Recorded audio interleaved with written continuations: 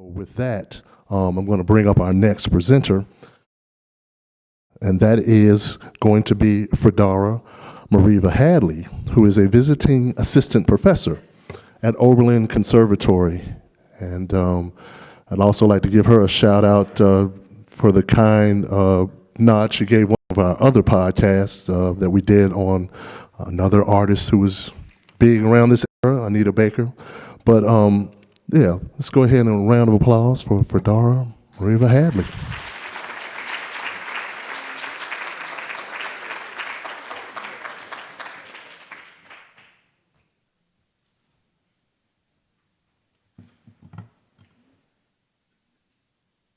Hey, y'all.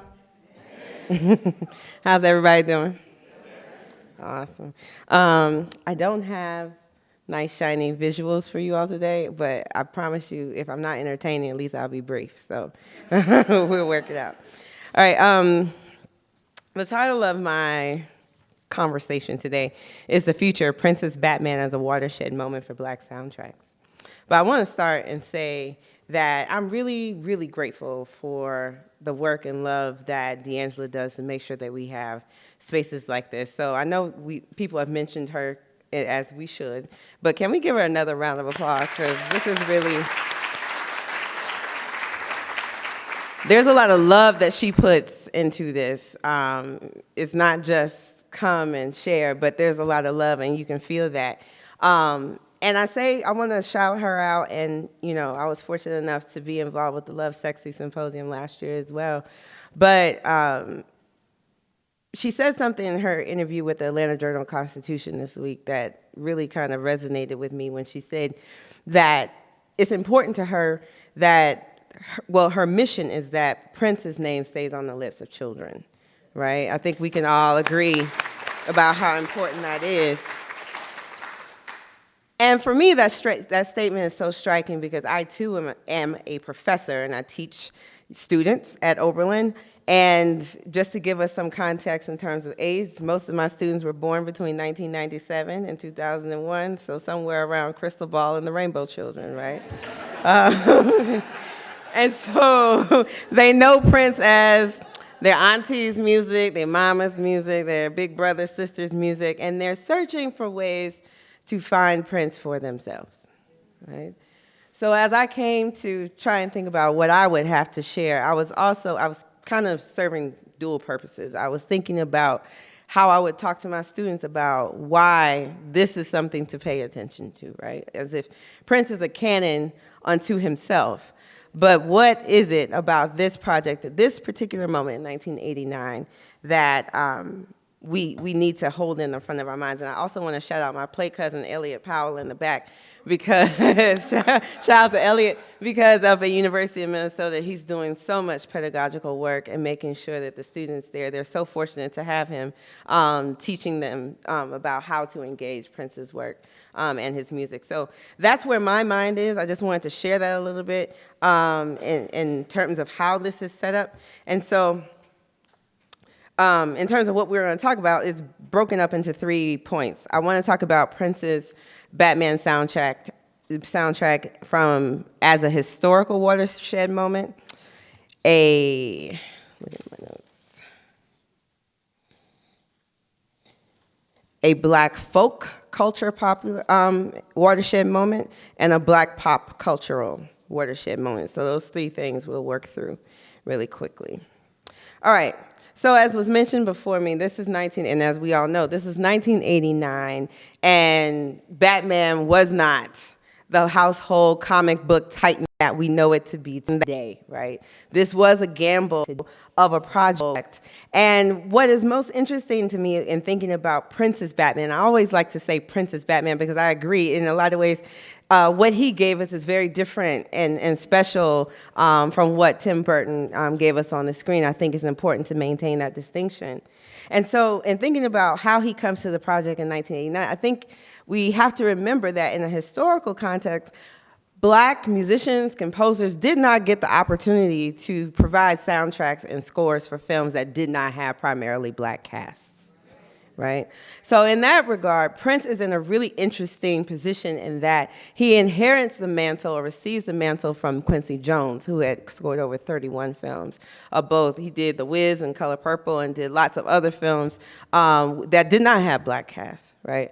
None as commercially successful as Prince's Batman, although he did and was nominated for several Oscar awards for his work. So when we get to 1989, and Batman is trying to find his resurgence and find his audience with a new generation, it is notable that the person who presents the soundtrack for this genre that would become a staple of American households is an African-American musician, right? And has the license and the autonomy and the freedom to create that Batman character and the associated characters in his own image. This is something that we would not see again really until we get to Pharrell Williams doing scores for Despicable Me in the 2000s. But even then, Pharrell didn't do them by himself. He was a part of an outfit called the Magnificent Six that included people like Hans Zimmer, the famed composer, film composer Hans Zimmer. So still, even in that rarefied air, Prince stands out as singular, and that he received an Oscar award for his film, for his soundtrack abilities for Purple Rain. He received such astounding commercial success for the Batman soundtrack in 1989, and we have not seen that feat repeated yet by another African-American composer and musician. So that's a historical piece. The meat of this is really thinking about Black folk culture.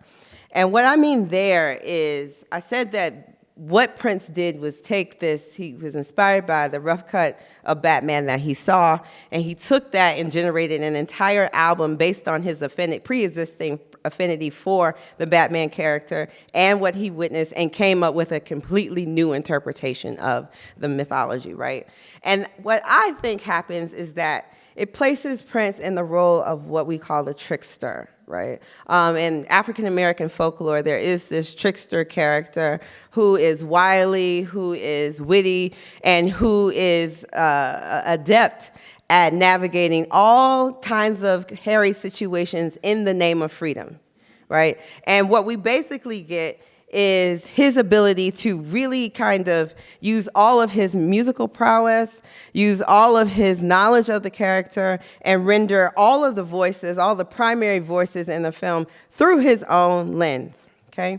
So this, in terms of time, we're well over a decade removed from the blaxploitation era, where we had lots of films and art kind of taking images that exist in American popular culture and adapting them to Black culture, or mining things that were happening in Black communities and putting them on film and in music. And we had many amazing scores from that era from people like Curtis Mayfield and Isaac Hayes and Marvin Gaye as well, and Roy Ayers. And we're on the precipice of uptick of Black superhero characters in the 1990s. We would have Robert Townsend's Meteor Man, we would have Blade, we would have Spawn. But Prince is the precursor that sets the stage for that proliferation that happens in the 1990s, right?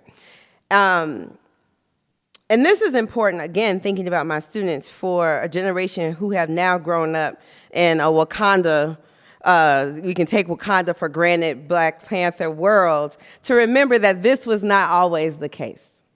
Before we get to Prince's Batman, and I submit that he renders and gives us a Black Batman as well as a Black Joker, right? We don't have Black superheroes on film.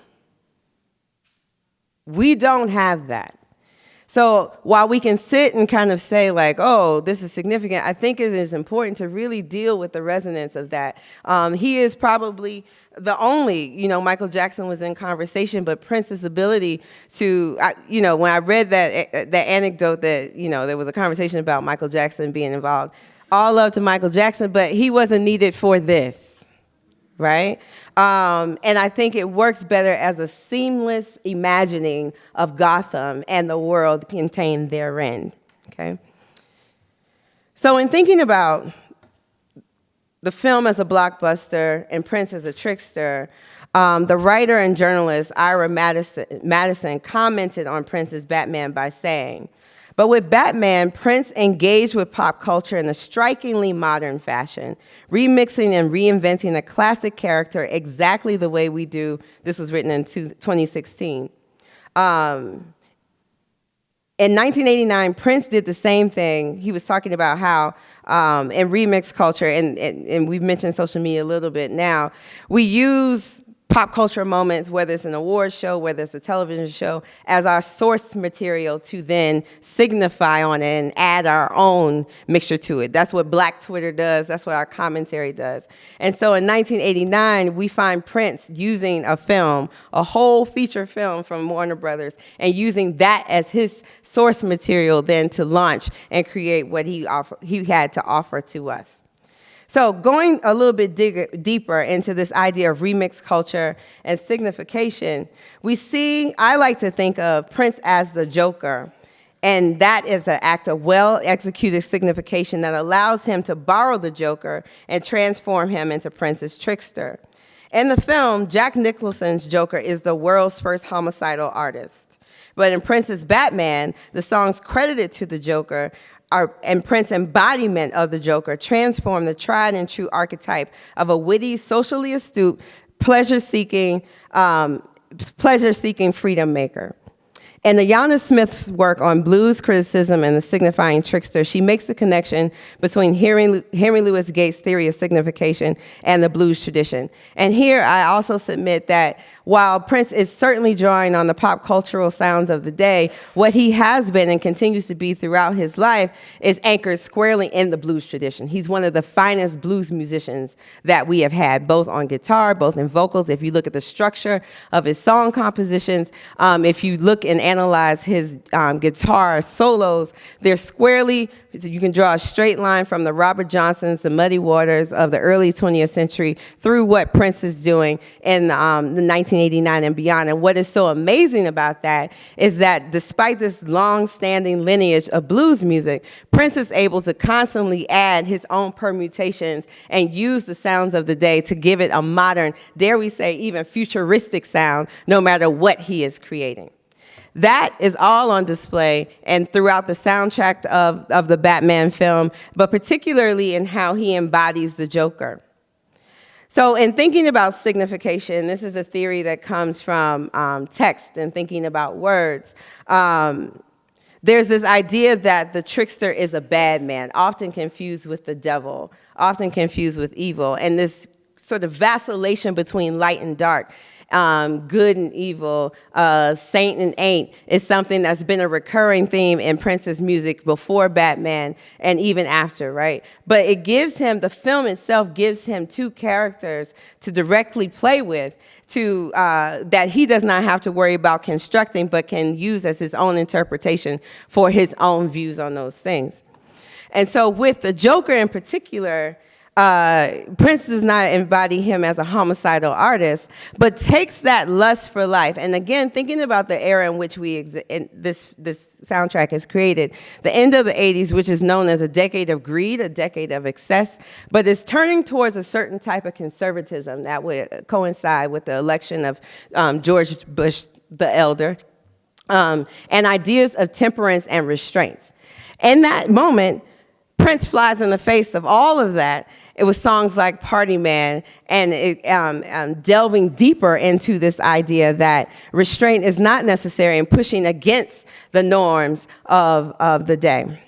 So if we look at the lyrics of the songs that are credited to the Joker, two of them in particular, I think our lyrics help give us some sense of what is happening in terms of Prince as a trickster, really anchoring him in this ongoing existence of black folk characters. One is in the song Party Man, where he opens, "All hail the new king in town, young and old gather round, black and white, red and green, the funkiest man you ever seen.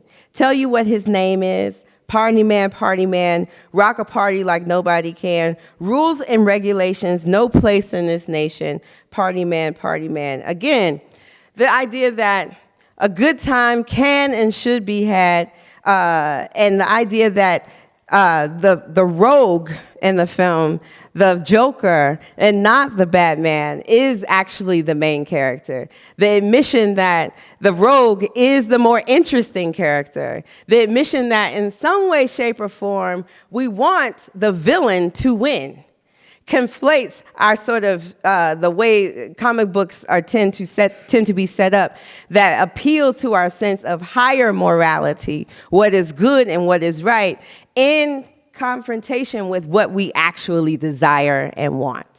Okay, so and the second point is in the song Trust. Oh, I'm sorry. It's in the song Electric Chair. Again, in thinking about the trickster character, this in African-American folklore, it draws its origin all the way, as almost everything in Black culture does, to West Africa. And the idea of Elegba, and the god or the Orisha of the crossroads. This idea of the crossroads being a place of vulnerability, but also sort of metaphorically can be a place of transcendence.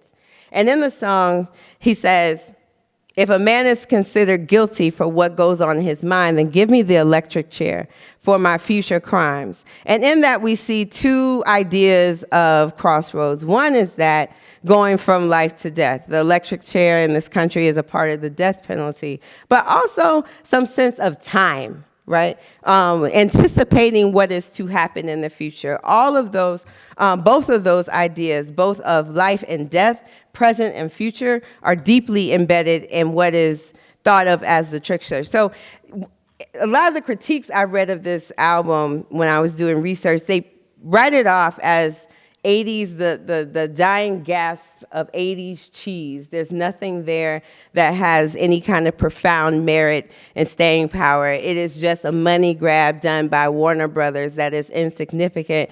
But I think that in thinking about and giving just a little bit of depth to think about how he is embodying the trickster in particular, it helps us to give some historical and cultural gravitas that says Prince is doing what African-American art forms have always done. He is doing it in his own particular kind of way, but it has a precedence and it has significance that is worth reckoning with. Ultimately, I believe that Prince's Batman is a signification on Tim Burton's entire film that converts the whole film to the world of Prince and allows it to be anchored squarely in both its blues musical influence and in African-American storytelling traditions. The trickster, as I mentioned earlier, is always on a freedom quest. They wanted to use 1999 and Baby I'm a Star. They wanted maybe Prince to write a couple of songs for the film. Prince don't work like that. In any situation in which he finds himself, and I think those of us who, and which I assume is almost everyone in this room, who have taken a serious look at his career, understand at what a tremendous cost it took him to be able to wield his own power and assert his own autonomy within such a regulated and constraining industry as a music industry. Of course, that would play out in the 1990s with his battles with Warner Brothers, but the history of the music industry is one that does not respect the artistic autonomy of African-American musicians. And in this, he was able to create a space for himself and take what would become one of America's blue chip film brands, and from the gate say that there is a way to do this, and I know that way, and you will let me do this. And again, in thinking about what to point out to my students, these aren't small moves that he's making. These aren't small artistic statements that he's rendering. And though people may say, well, you know, what is the staying power of these individual songs on the album? I think sometimes the greater impact is the fact that it happened in the first place, and recognizing the improbability of something like this occurring. The last point, which brings us to the present, and again, thinking about my students, is what he sets up, what Prince's Batman sets up as a watershed moment for Black film soundtracks in terms of Black popular culture. And it's simply this. Without Prince's Batman, and we know that the score was done by Danny Elfman, It's hard to imagine a world in which there is a Black Panther film and the soundtrack is done by Kendrick Lamar and TDE. Black Panther also had a separate score done by Ludwig Göransson, which won an Oscar. But what he was allowed to do was following the trajectory that Prince set and creating a separate album, music inspired by. That's not really a thing before we get Prince's Batman. You have whatever your film composer creates for the film, and that's kind of it. Nobody's thinking about like, oh, we can have one of our top selling and most successful and most acclaimed artists on our roster put together or curate a group of songs inspired by this film, which may or may not all fit into the narrative itself. And so in all of the discussion of Black Panther when it was released last year and the attention given to Kendrick Lamar and Top Dog Entertainment, his record label, it really is a callback to what Prince did 30 years ago. It isn't anything new, but it's very difficult to imagine that we would have the moment that we had with Black Panther and the music that accompanied it without that. And two, the similarities don't extend beyond just the fact that they exist, but both albums stand as independent bodies of work that can reach an audience on their own, but intersect with the film in interesting ways. In the end, I would like to just say this. I think spaces like this are critically important because as I was pulling this together and just sort of going on the internet, I kept thinking, we don't want just anybody to teach young people about Prince. And so I may have gotten a little nerdy in a couple places, but that's because I was reading and I'm not talking about on like random blogs that maybe just somebody and their mama reads, but on like sites that we all know and frequent. And we don't want that to be the only or even the dominant narrative about the things that Prince was able to put into this world and to give us. And so I am inspired by all the folks in this room who are thinking so deeply and working so hard to share this information with each other and with the younger generation, because as an educator, I can say if we don't do it, it's not going to be done. And what so much of Prince's career suffers from is the dominance of rock criticism of the day. And I mean a very specific kind of white rock and roll ain't black music, ageist, sexist rock criticism that does not recognize Prince's Black cultural identity, doesn't recognize the ongoing engagement with women collaborators and musicians, does not realize the ways in which religion, queerness, and all these things show up in his work and in his music and why it resonates so much with those audiences. And so I get a little emotional when I think about it because I talk to young people, I talk to my students, and they may know Purple Rain, they may know 1999, but they have no idea yet, right, about the expansive experiences that Prince is working so hard to render and to bring to us in every single project that he offers. So for all of us in this room doing that work, this is not on my paper, but I just want us to be encouraged because as an educator, your words, your experiences with Prince, we are raising a generation who will never, unfortunately, have the opportunity to go hear him live. That's a moment that they will not have. The closest they will get to it is by listening to us, our words, our experiences, our memories. So continue to be encouraged to share and do that work. And I want to end with a poem as I was thinking about this and his ability to make a world in his own image. I thought about another great writer, Langston Hughes, in his poem, I Dream a World, so I'll leave you with this. I dream a world where man, no other man will scorn, where love will bless the earth, and peace's paths adorn. I dream a world where all will know sweet freedom's way, where greed no longer saps the soul, nor avarice blights our day. A world I dream where black or white, whatever race may be, you be, will share the bounties of the earth, and every man is free. Where wretchedness will hang its head and joy like a pearl attends the needs of all mankind. Of such Prince dreamed his world. Thank you.